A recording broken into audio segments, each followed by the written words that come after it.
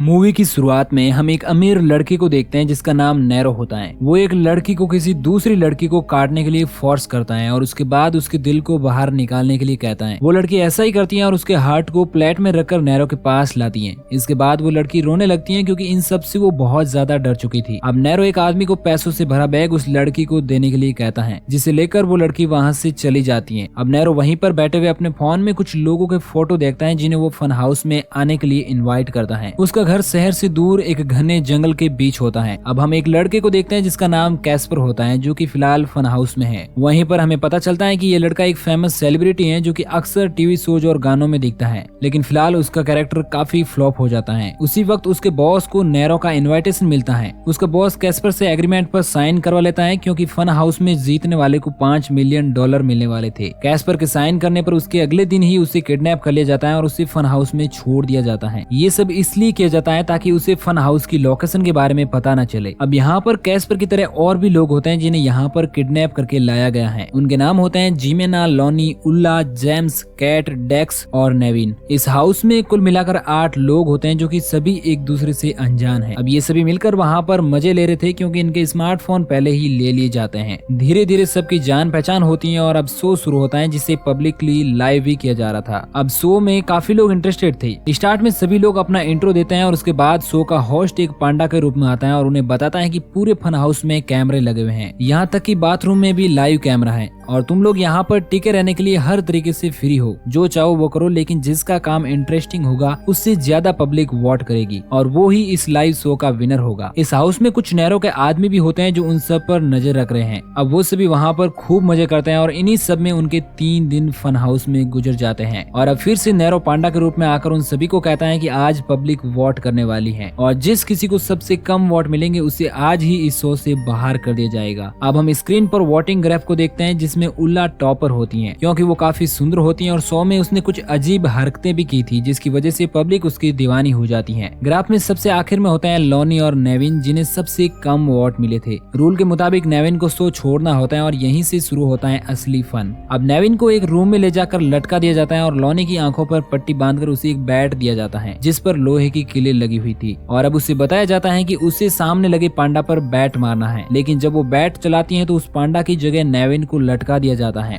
और बैकग्राउंड में high volume music चला दिया जाता है ताकि लॉनी को सच्चाई पता न चले। पीछे खड़े सभी मेंबर और पूरी पब्लिक इस शो को लाइव देख रही थी। लॉनी उसे पांडा समझकर काफी पीटती है जिससे नेविन की मौत हो जाती है। इस मौत का पूरा वीडियो लाइव चल रहा था। अब इसको देखकर सारे शो मेंबर काफी ज्यादा डर जाते हैं क्योंकि वो इस फन हाउस में फंस चुके हैं जिसकी लोकेशन के बारे में उन्हें कुछ भी आइडिया नहीं है क्योंकि ये बीच जंगल में बना एक अंडरग्राउंड होता है। वहीं इस वीडियो को इंटरनेट पर डार्क वेब के जरिए लाइव किया जा रहा था जिसकी वजह से कोई भी उनकी लोकेशन को ट्रेस नहीं कर सकता है। अब नैरो फिर से स्क्रीन पर आता है और अनाउंस करता है कि अगर किसी ने भी यहाँ से भागने की कोशिश की तो उसे भी नेविन की तरह मार दिया जाएगा। अब डेक्स को लगता है कि वो वहाँ पर लगी हुई एक खिड़की से भाग सकता है क्योंकि वहाँ से बाहर का आसमान दिख रहा था। सभी लोग उसे ऐसा करने से मना करते हैं लेकिन फिर भी वो उस खिड़की को तोड़ देता है। तब उसे पता चलता है कि वो तो बस एक प्रोजेक्टर होता है जिसमें आसमान की फोटो है। अब नैरो फिर से स्क्रीन पर आता है और अपने आदमियों को ऑर्डर देता है कि डेक्स को टर्मिनेट किया जाए। इसके बाद वो डेक्स को उसी रूम में ले जाते हैं जहाँ पर उसे एक टैंक के ऊपर लटका दिया जाता है। बाद में सभी मेंबर के सामने उस टैंक में एसिड डाल दिया जाता है जिससे डेक्स की बॉडी की नीचे का हिस्सा गलकर अलग हो जाता है और वो भी मर जाता है। इसके बाद पूरे सोशल मीडिया और टीवी न्यूज में इस शो के बारे में चर्चा होने लगती है क्योंकि यहाँ पर लोगों को लाइव मारा जा रहा था और गवर्नमेंट चाहकर भी कुछ नहीं कर पा रही थी क्योंकि फन हाउस कहाँ पर है और ये लाइव टेलीकास्ट कहाँ से हो रहा है इस बारे में किसी को भी पता नहीं होता है। वहीं अब 2 लोगों के मारे जाने के बाद 6 लोग ही पीछे बचे थे। तभी फिर से पांडा स्क्रीन पर आता है और कहता है कि अगर तुम लोगों को यहाँ से जिंदा निकलना है तो पब्लिक से डिमांड करो कि हमें ज्यादा से ज्यादा वोट दे।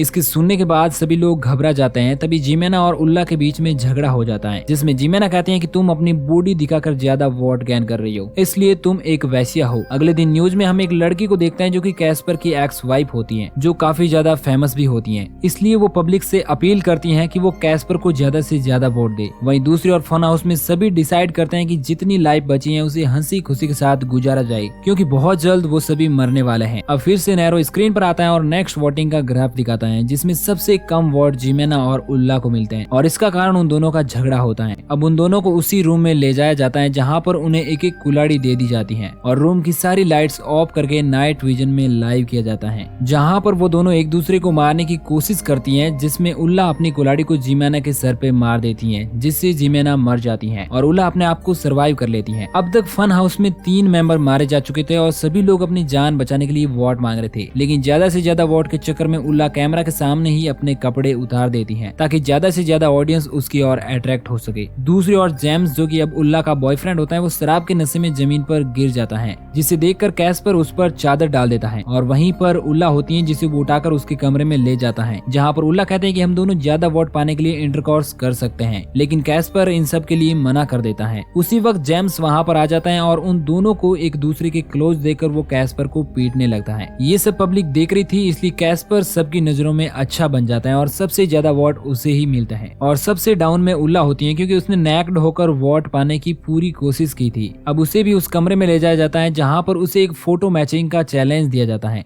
लेकिन वो इस चैलेंज में हार जाती हैं। अब उसे एक स्पिन घुमाने के लिए कहा जाता है, जिसके थ्रू उसे चूज करना है कि उसे कैसे मारा जाए और उसमें उसे द रैक नाम का पनिशमेंट मिलता है। इसके बाद उल्ला को उसी रूम में दोनों साइड से रस्सियों से बांधकर खींचा जाता है, जिसके उसकी पूरी बॉडी अलग अलग हिस्सों में टूट जाती है। अब बचे हुए 4 मेंबर्स को उनकी फैमिली की फोटो दी जाती है, जिसे देखकर सभी इमोशनल हो जाते हैं, जिसमें हम देखते हैं कि जेम्स की एक छोटी बच्ची होती है और साथ ही लॉनी और कैट की भी फैमिली होती है। लेकिन कैस्पर की लाइफ में सिर्फ एक ही लड़की थी और वो थी उसकी एक्स वाइफ कार्ला। उसके अलावा कोई भी उसका खास नहीं था, क्योंकि कैस्पर के पेरेंट्स बहुत सालों पहले एक कार एक्सीडेंट में मारे जा चुके थे जब वो सिर्फ 3 साल का था। कैस्पर की स्टोरी देखकर पब्लिक इमोशनल हो जाती है और एक बार फिर उसे ही सबसे ज्यादा वोट मिलते हैं। अब इस बार मरने की बारी जेम्स की होती है, जिसे सबसे कम वोट मिले थे। जेम्स एक बॉक्सर होता है, इसलिए उसके सामने 4 बॉक्सर लाए जाते हैं और उनमें से एक बॉक्सर पब्लिक की वोटिंग पे चुना जाएगा। अब एक बॉक्सर के साथ जेम्स की फाइट होती है, लेकिन किसी तरह वो उसे मार देता है, लेकिन नैरो जेम्स के साथ धोखा करता है और वो बाकी 3 फाइटर्स को भी भेज देता है, जो उसे बुरी तरह से मार देते हैं। अब फन हाउस में 3 लोग बचते हैं जिन्हें वोट की बहुत ज्यादा जरूरत है, इसलिए वो भी उल्ला की तरह जिस्म का सहारा लेने लगते हैं। लॉनी और कैस्पर इंटरकॉर्स करते हैं और कैट अकेले ही मास्टरबेट करती है और ये सब पब्लिक लाइव देख रही थी। अगले दिन वोटिंग ग्राफ में लॉनी और कैस्पर जीत जाते हैं और कैट हार जाती है। कैट एक चेस प्लेयर थी, इसलिए नैरो का एक आदमी उसके साथ चेस खेलता है, जिसमें वो हार जाती है और उसे भी उल्ला की तरह स्पिन कराया जाता है, जिसमें उसे पास्ड सेंटेंस मिलता है और उसके अकॉर्डिंग जिसे भी उल्ला के अलावा कम वोट मिले हैं उसे मरने के लिए चूज किया जाएगा। और लकीली कैट यहाँ पर बच जाती है और अब मरने की बारी होती है लॉनी की, इसलिए उसे उसी रूम में ले जाया जाता है जहाँ पर उसे मारने के लिए कैस्पर होता है। उन दोनों को एक एक गन दे दी जाती है और जो भी सबसे पहले ट्रिगर दबाएगा वो बच जाएगा, मगर वो दोनों इन सब से तंग होकर खुद ही सुसाइड कर लेते हैं। अब पीछे सिर्फ कैट बचती है, जो इस गेम की विनर है और उसे $5 मिलियन